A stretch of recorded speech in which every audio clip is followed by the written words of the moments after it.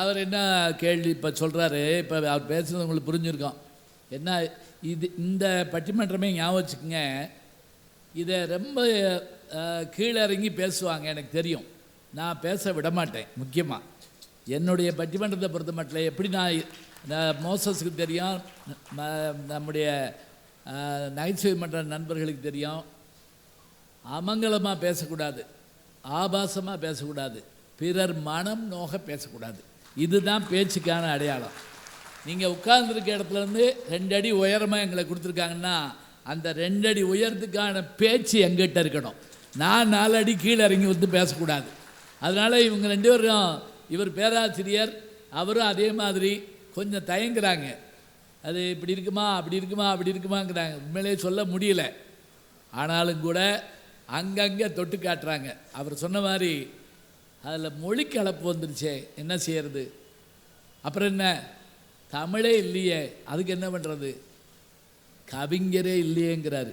இசையமைப்பாளரே பாட்டு எழுதுறாரு, இசையமைப்பாளரே பாடுறாரு, இசையமைப்பாளரே ஆடுறாரு. அப்போ நான் என்ன செய்யறதுன்னு கவலைப்படுறாரு. நமக்கும் கவலையாத்தான் இருக்குது. ஒரு பெரிய பாரம்பரியம் சொன்னார். இவர்கள் இவர்கள் இவர்கள் இவர்கள்னு கவிப்பேரரசு வைரமுத்து வரைக்கும் அப்படி வரிசையாக சொல்லிட்டு வந்தார்.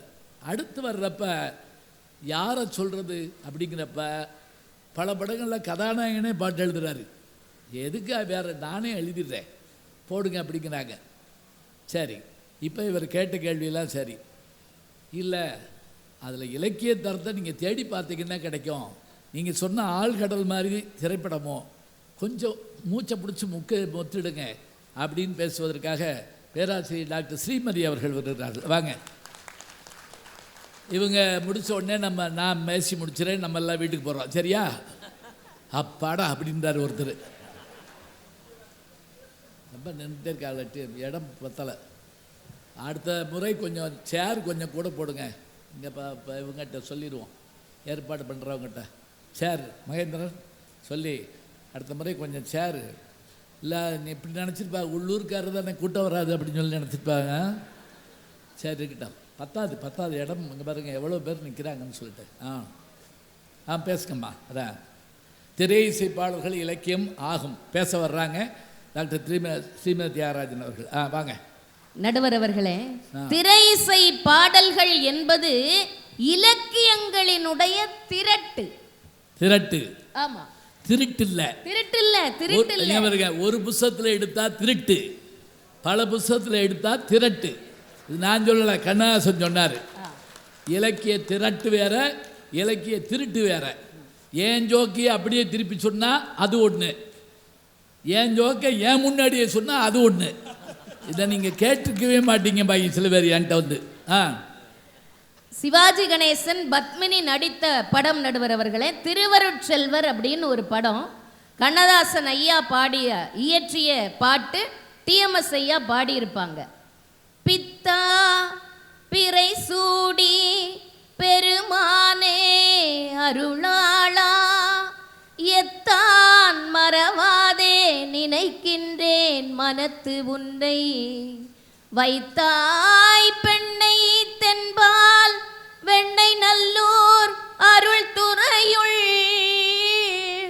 அத்தா உனக்கு ஆளாயினி அல்லேன் எனலாமே சித்தமெல்லாம் எனக்கு சிவமயமே இறைவா பக்தி பெருக்கில் எந்தன் ஊன் உருக அந்த பரவசத்தின் உள்ளே உயிர் உருக பக்தி பெருக்கில் எந்தன் ஊன் உருக அந்த பரவசத்தின் உள்ளே உயிர் உருக சக்தி எல்லாம் திரண்டு சிவம் பெருக சக்தி எல்லாம் திரண்டு சிவம் பெருக எந்தன் சந்ததியே உந்தனுக்கு அடிபணிய இறைவா.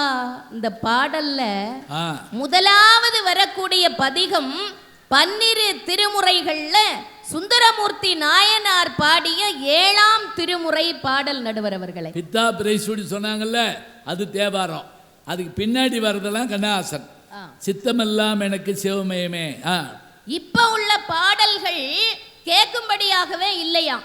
தேவயானி அஜித்குமார் நடிச்ச படம் நீ வருவாயென பார்த்திருக்கீங்களா? அழகான கருத்துக்கள் நடுவர் அவர்களே. அதுலயா? ஆமா.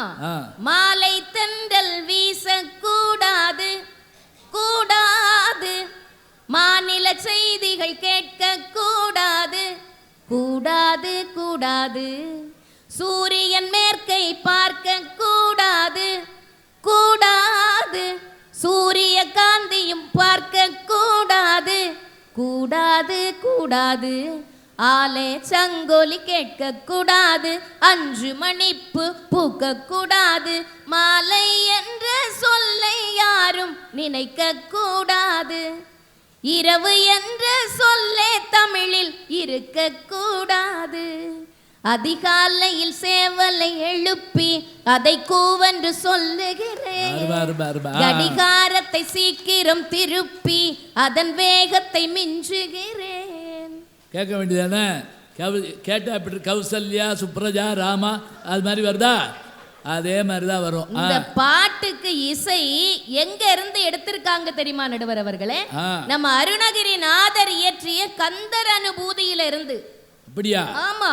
என் தாயும் எனக்கருள் தந்தையும் நீ, சிந்தாகுலமானவை தீர்த்தனையாள், கந்தா கதிர்வேலவனே உமையாள், மைந்தா குமரா மறை நாயகனே. போதுமாயா? இதுல சங்க இலக்கிய செய்திகளும் இருக்கு நடுவர் அவர்களே.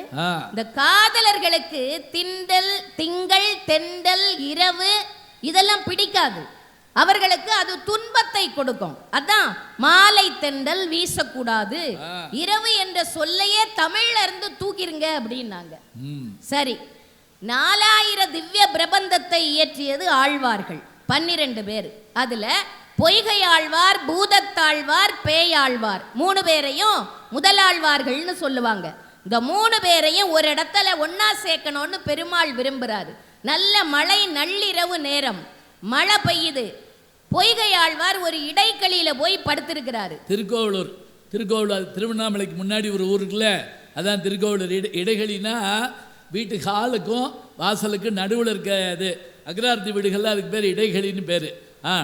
அப்ப பூதத்தாழ்வார் அங்க போய் இடம் உளதோ அப்படின்னு கேட்கிறாரு. பொய்கை ஆழ்வார் சொல்றாரு, ஒருவர் படுக்கலாம் இருவர் இருக்கலாம் அப்படின்னு. இவரு போய் சேர்ந்து இப்ப 2 பேரும் இருக்கிறாங்க. கொஞ்ச நேரத்துல பேயாழ்வார் வராரு, இருக்க இடம் உளதோன்னு கேட்கிறாரு. ஒருவர் படுக்கலாம் இருவர் இருக்கலாம் மூவர் நிற்கலாம்ங்கிறாங்க. 3 பேருமா நின்றுகிட்டு இருக்காங்க. 4வது ஒரு நபர் அவர்களுக்கு ஊடையில நின்று நெருக்கிற மாதிரி ஒரு நிலைமை. யாரா இருக்கும் அப்படின்னு ஆளாளுக்கு ஒரு விளக்கை ஏத்துறாங்க. பொய்கை ஆழ்வார் ஒரு தீபத்தை ஏத்துறாரு. வையம் தகழியா வார்கடலே நெய்யாக, வெய்ய கதிரோன் விளக்காக, செய்ய சுடராளி யானடிக்கே சூட்டினேன், சொன்மாலை இடராளி நீங்குகவே என்று. பூதத்தாழ்வார் ஒரு விளக்கை ஏத்துறாரு. அன்பே தகழியா ஆர்வமே நெய்யாக, இன்புருகு சிந்தை இடுதிரியா, நண்புருகி ஞான சுடர் விளக்கேத்தினேன், நாரணர்க்கு ஞானத்தமிழ் புரிந்த நான். இந்த 2 விளக்கொளியில வந்தது யாருன்னு பேயாழ்வார் கண்டுபிடிச்சிட்டாரு. அவர் ஆடி பாடுறாரு. திருக்கண்டேன் பொன்மேனி கண்டேன், திகழும் அருக்கன் அணிநிறமும் கண்டேன், செருக்கிளரும் பொன்னாளி கண்டேன், புரிசங்கம் கை கண்டேன், என்னாளி வண்ணன்பால் என்று. இப்படிப்பட்ட இலக்கிய நயம் திரைப்பட பாடல்ல இருக்குது நடுவர் அவர்களே. சொல்லுங்க. இதய கோவில் அப்படிங்கிற படத்துக்காக வேண்டி இளையராஜா இசையமைக்கிறாரு. தலைவியை தன்னுடைய உயிராக நினைக்க கூடிய தலைவன் பாடுறான். இதயம் ஒரு கோவில், அதில் உதயம் ஒரு பாடல், இதில் வாழும் ஜீவன் நீ, இசையை மலராய் நாளும் சூட்டுவே. தாயுமானவர் பூசலார் மாதிரி வித்தியாசமா ஒரு புதுசா ஒரு வழிபாடு பண்றாரு. இந்த பாட்டு எழுதுனது யாரு? பாடி எல்லாரும் சொன்னா அதுக்கு புஸ்தகம் தர முடியாது, ஒண்ணுதான் வச்சிருக்கேன். சரி, இளையராஜா முதல்ல எழுதின பாட்டு இந்த பாட்டு தாங்க.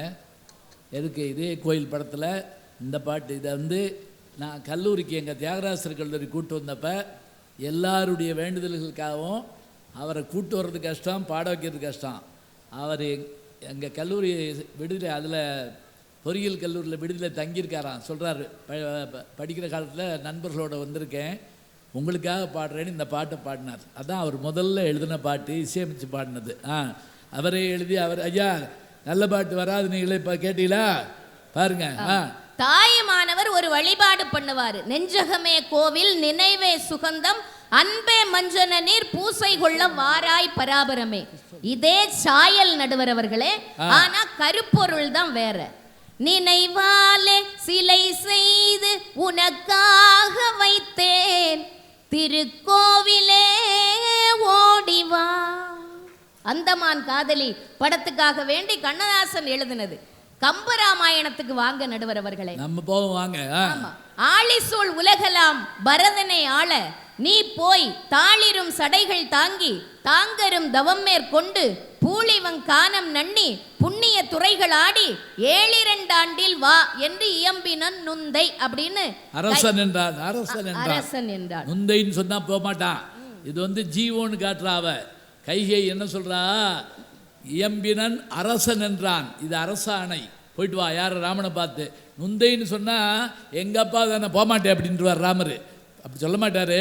அவர் எவ்வளவு கவனமா போடுறாரு பாருங்க கம்பர். இயம்பினன் அரசன் என்றால் உனக்கும் எனக்கும் யார் ராஜாவோ அவர் சொல்றார், போயிட்டு வா.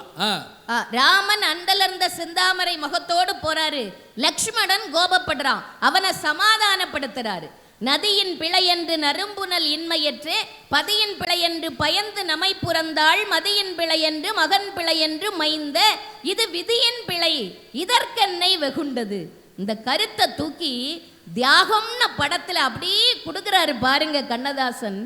நதி வெள்ளம் காய்ந்து விட்டால் நதி செய்த குற்றம் இல்லை, விதி செய்த குற்றம் அன்றி வேறு ஏதம்மா. பாட்டென்ன? நல்லவர்க்கெல்லாம் நல்லவர்க்கெல்லாம் சாட்சிகள் 2, ஒன்று மனசாட்சி. பேசணும்னா கொஞ்சம் மனசாட்சியோடு பேசணும் அவர்களே. யார சொல்றீங்க? இவங்க 2 பேரையா? நடுவர் அவர்களை சேர்க்காதீங்க. ஏன்னா சில பேருக்கு அது வந்துடுது. இப்படித்தான் ஒரு குதிரை நடுவர் அவர்களே அந்த பக்கமா போன அப்படின்னு ஏதாவது சொல்லிவிடுறாங்க. அதனால ராமன் சீதை லக்ஷ்மணனோடு போயிட்டு இருக்கிறாரு. அதை வர்ணிக்கணும் கம்பனுக்கு. அப்ப வர்ணிக்கும் போது பொய்யோ மெய்யோன்னு சொல்லும்படியான இடையை உடைய ஜானகியோடும் லக்ஷ்மணனோடும் போனாருன்னு சொல்றாரு. இந்த கம்பன் வழி நின்று கண்ணதாசன் பெண்களினுடைய இடைய அழகா வர்ணிப்பார் நடுவர் அவர்களே. அன்னை இல்லம் அப்படின்னு படத்தை பாருங்க. நடையா இது நடையா, ஒரு நாடகம் அன்றோ நடக்குது, இடையா இது இடையா, அது இல்லாதது போல் இருக்குது. இனி அன்பே வா படத்துக்கு வாங்க. இடையோ இல்லை இருந்தால் முல்லை கொடி போல் மெல்ல வளையும். ஆலயமணி படத்துல பாருங்க கண்ணதாசன். கொஞ்சம் கொஞ்சமா பாடுங்க, பாட்டை கண்டுபிடிக்க முடியலப்பா. நீங்க எல்லாம் ஒரே ராகத்துல பாடுறீங்களா? அது வேற கஷ்டமா இருக்கு. அது வேற ராகம், இது வேற ராகம். நான் பார்த்ததிலே அவள் ஒருத்தியைத்தான், அந்த பாட்டுல அந்த பாட்டு. ஆலயமணி படத்துல கன்னி தமிழ் தந்ததொரு திருவாசகம், கல்லை கனியாக்கு முந்தன் ஒரு வாசகம், உண்டென்று சொல்வதுந்தன் கண்ணல்லவா, வண்ண கண்ணல்லவா, இல்லை என்று சொல்வதுந்தன் இடையல்லவா, மின்னல் இடையல்லவா, கல்லெல்லாம் மாணிக்க கல்லாகுமா. அழகான பாட்டு. அப்புறம் புதிய பறவை வாங்க. நிறைவா அகமெல்ல நடமெல்ல நடமே நீ என்னாகும், முல்லை மலர் பாதம் நோகும், உந்தன் சின்ன இடை வளைந்தாடும். எதுக்கு இப்படி பாடுவானே, இப்படி தண்ணியை குடிப்பானே. இந்த இவர் எவ்வளோ கவனமாக இவரெல்லாம் எவ்வளோ உடம்ப அப்படி பாதுகாக்கிறாரு. வரணும் பேசாமல் பார்த்து 2 சாப்பிடலையா? ஏன் அனுமதிக்காக காத்திருந்திருக்காரு. நடுவர் அவர்களே, நிறைவா ஒரு கருத்து. சிதம்பரனார் மாவட்டம் விளாத்திக்குளம் பகுதியில் பெயர் பெற்ற ஒரு விளையாட்டு குச்சி குச்சி ராக்கம்மா விளையாட்டு. கேள்வி பதில் மாடல்ல இருக்கும். கேள்வி ஒரு குரூப் கேட்பாங்க. குச்சி குச்சி ராக்கம்மா பொண்ணுண்டோ, கூடசாலி ராக்கம்மா பொண்ணுண்டோ, சாதி சனமெல்லாம் பொண்ணுண்டோ, சம்பந்த வழியெல்லாம் பொண்ணுண்டோ. பதில் சொல்றாங்க, குச்சி குச்சி ராக்கம்மா பொண்ணு இல்ல, கூடசாலி ராக்கம்மா பொண்ணு இல்ல, சாதி சனமெல்லாம் பொண்ணு இல்ல, சம்பந்த வழியெல்லாம் பொண்ணு இல்லைன்னு பார்த்தார் வைரமுத்து. அப்படியே அலேக்கா தூக்கிட்டு போய் பம்பாய் படத்துல போடுறாரு. குச்சி குச்சி ராக்கம்மா, குச்சி குச்சி ராக்கம்மா, குச்சி குச்சி ராக்கம்மா. அழகான பாட்டு இல்ல, நீங்க பாட போறீங்கன்னு எல்லாம் ஆதரவாதுக்குங்க. குச்சி குச்சி ராக்கம்மா பொண்ணு வேணும், கூடசாலி ராக்கம்மா பொண்ணு வேணும், சாதிசனோ தூங்கையிலே, சாமக்கோழி கூவையிலே, குச்சி குச்சி ராக்கம்மா. இது கேள்வி. பதில், குச்சி குச்சி ராக்கம்மா வரமாட்டா, கொஞ்சம் பேச பொண்ணு ஒண்ணு தரமாட்டா. ஏன்? சாதிசனோ தூங்கலையே, சாமக்கோழி கூவல்லையே. நடுவர் அவர்களே, இப்படி இலக்கியங்கள்ல இருந்து கருத்துக்களை எடுத்து ஆள்றாங்கன்னா அவங்க எத்தனை புத்தகங்களை வாசிச்சிருப்பாங்க நடுவர் அவர்களே. வைரமுத்து கவிஞராக இருந்தவரை கவி பேரரசாக மாற்றியதே அவர் எழுதிய திரைப்பட பாடல் தான். 6 முறை தான் எழுதிய திரைப்பட பாடல்களுக்காக தேசிய விருதை வாங்கிய ஒரு கவிஞர் வைரமுத்து என்று சொன்னால், திரைப்பட பாடல்கள் இலக்கியம் ஆகாதுன்னு இவர்கள் பிதற்றி கொண்டிருக்கிறார்கள். ஆமா, நடுவர் பெருந்தகை வீட்டில் பேசுற மாதிரி பேசுது, அவ்வளவுதான். ஆமா, நடுவர் பேராசிரியர் ஆக இருப்பதால் இவர்களுக்கு நீங்கள் நல்லதொரு பாடம் கற்பிக்க வேண்டும் என்று பணிந்து கேட்டுக்கொண்டு வாய்ப்புக்கு நன்றி பாராட்டி இடம்பெயர்கிறேன். நன்றி, வணக்கம். வாங்க. மிகச்சிறப்பாக, அதில் குறிப்பாக நிறைவாக பேசின ஸ்ரீமதி அவர்கள் நல்லா அழகாக பாடினாங்க. இதில் நல்லா கவனிங்க, எல்லாருமே இலக்கியத்துக்குள்ளே போகாமல் வர முடியல, அதான் பிரச்சனை. திரைப்படம் எல்லாருக்கும் தெரியும், வெறும் திரை இசை பாடல்கள், பட்டுக்கோட்டையா, கண்ணதாசனா, அதே மாதிரி வாலியா, வைரமுத்தா, அப்படி போனால் வெறும் பாட்டு. அதுக்கான இடம் புத்தக திருவிழா இல்லை, ஞாபகம் வச்சுக்கோங்க. புத்தக கண்காட்சியில் நம்ம என்ன செய்கிறோம் அப்படின்னா, புத்தக திருவிழாவில் கேட்டுட்டு போய் ஒரு புத்தகமாவது வாங்கிட்டு போகணும் கட்டாயமாக. உழவர் சந்தைக்கு போனால் ஒரு கொத்தமல்லி கருவேப்பிலையாவது வாங்கிட்டு போகிறோமா? அதுபோல் இப்போ என்கிட்ட 2-3 பேர் கையெழுத்து வாங்க வந்தாங்க. கையில் புத்தகம் இருக்கான்னு கொடுங்க, வாங்கினா கையெழுத்து போடுறேன் அப்படின்னு சொன்னேன். ஏன் புத்தகம் நான் சொல்லலை, யார் புத்தகமாவது வாங்குங்க. அந்த இங்கே இருந்தாலும் 200 ஸ்டாலுக்கு மேலே போட்டிருக்காங்க. பார்க்க அவ்வளோ மகிழ்ச்சியாக இருக்குது. அதனால் 4 பேருக்கு ஒரு நல்ல கைத்தட்டில் கொடுத்துருங்க, நம்ம வேகமாக முடிச்சிடலாம். முடிக்கிறதுக்குள்ளே புஸ்தகம் வந்தால் தர்றேன், இல்லாட்டி நான் என் புஸ்தகத்தை காரில் வச்சுருக்கேன்னு தர்றேன். சரிங்களா? சரி, வந்துருச்சா? அட்டேப்பா, பிரமாதம், நன்றியா. வாங்க வாங்க, வேகமாக வாங்கிருங்க, எப்படி வேணாலும் வாங்க. என்ன புத்தகம் இருக்குது? நான் நடுவில் கேள்வி கேட்டேன்னா சொல்லுங்கள். ஒரு நம்ம பட்டிமன்றம் தொடங்கி ஏறத்தாழ 6:30க்கு தொடங்கணும். காவல்துறையினுடைய உயரதிகாரி ஐயா அவர்கள் வந்து ரொம்ப அருமையாக தொடங்கி வச்சு நமக்கு வாழ்த்து சொன்னாங்க. பட்டிமன்றம் தொடங்கி ஏறத்தாழ ஒரு 2 மணி நேரம் ஆச்சு. அப்படியா அப்படின்ட்டு கேட்டு எந்திரிச்சிடப்படாது. இந்த 2 மணி நேரம் ஒரு சினிமாவை எடுக்கணும்னா இன்னைக்கு அவர் சொன்ன மாதிரி குறைஞ்சது ஒரு 300 கோடி ரூபா வேணும். அதே போல் பெரிய பெரிய நடிகர்கள் பேன் இண்டியான்னு ஒன்றை கண்டுபிடிச்சிட்டாங்க. ஹிந்தியில் ஒரு ஆள், மலையாளத்தில் ஒரு ஆள், கன்னடத்தில் ஒரு ஆள், தெலுங்கில் ஒரு ஆள், தமிழில் ஒரு ஆள்னு வந்துட்டாங்க. இவ்வளவு கஷ்டப்படணும்.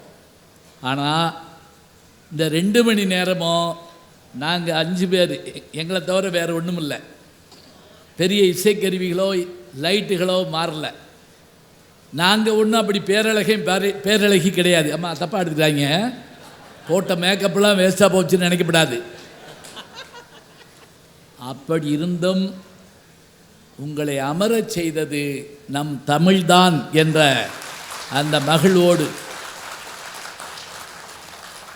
நாங்கள் நல்லா பேசி நீங்கள் கேட்டீங்கன்னு நான் சொல்லலைங்க. நீங்கள் நல்லா கேட்டதுனால நாங்கள் நல்லா பேசினோம்.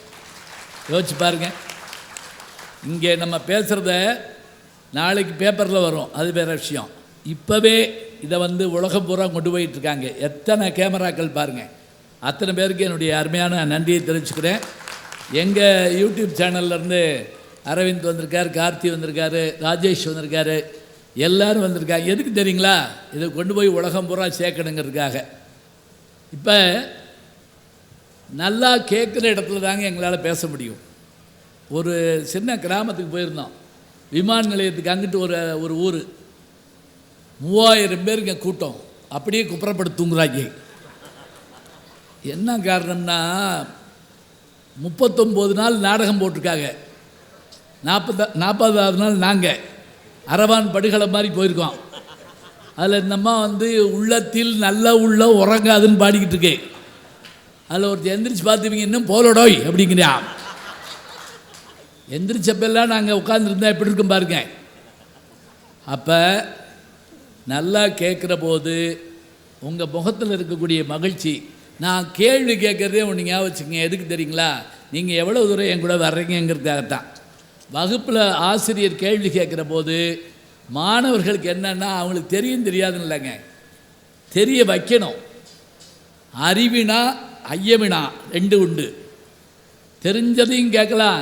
இயற வாத்தியாருக்கு தீவிர தெரியாமல் ஒரு எல்கேஜி பிள்ளைகிட்ட போய் அந்த மிஸ்ஸு கேட்டிருக்காங்க, 16 + 16 எவ்வளவு அப்படின்ட்டு இருக்காங்க. வீட்டில் போய் அம்மாட்ட அழுதுருக்கு. எதுக்கு? அந்த மிஸ்ஸு சின்ன கணக்கெல்லாம் அதே போட்டுருது. 2 + 2 4, 5 + 5 10, 16 இல்லாட்டி 16 × 16 இது எவ்வளோன்னு என்கிட்ட கேட்குது. அதுக்கு தெரியாதெல்லாம் என்கிட்ட கேட்டு தெரிஞ்சுக்கிறது அப்படின்னு அந்த குழந்தை சொல்லுது.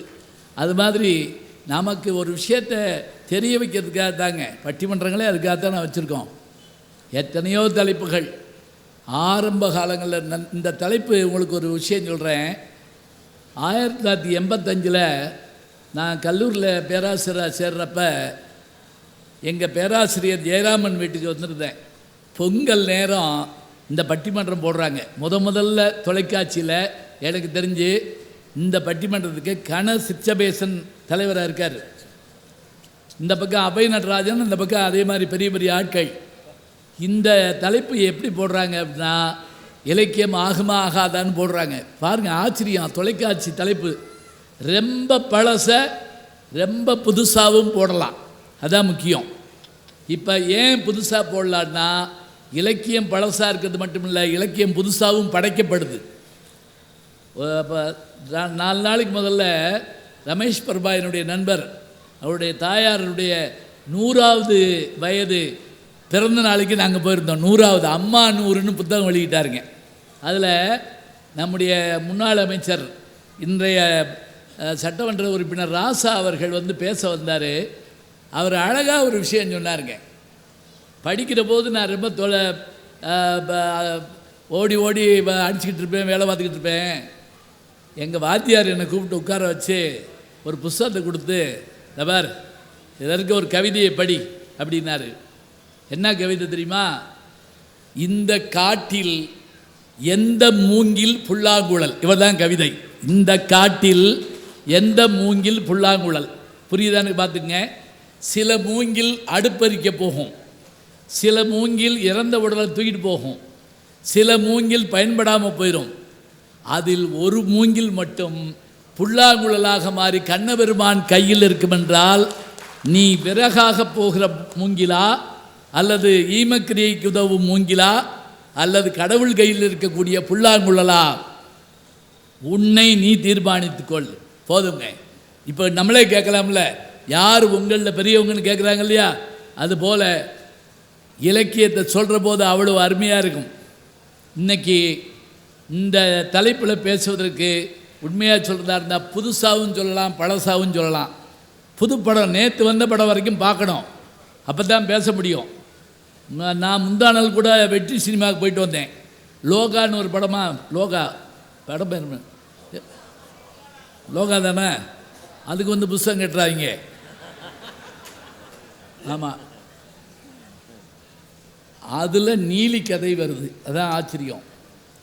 திருவாலங்காட்டு நீலி கதை திருஞான சம்பந்தரால் பாடப்பட்ட அந்த கதை ஒரு மலையாள படத்தில் கள்ளியங்காட்டி நீலிங்கிற பேரில் வருது. இது பட விமர்சனத்துக்காக நான் சொல்லலைங்க. இது எதுக்கு சொல்கிறேன் தெரியுமா? இன்னைக்கு புதுசாகவும் பழசை எடுக்க முடியும், பழசாகவும் புது விஷயத்தை எடுக்க முடியும். இதுதான் உண்மை.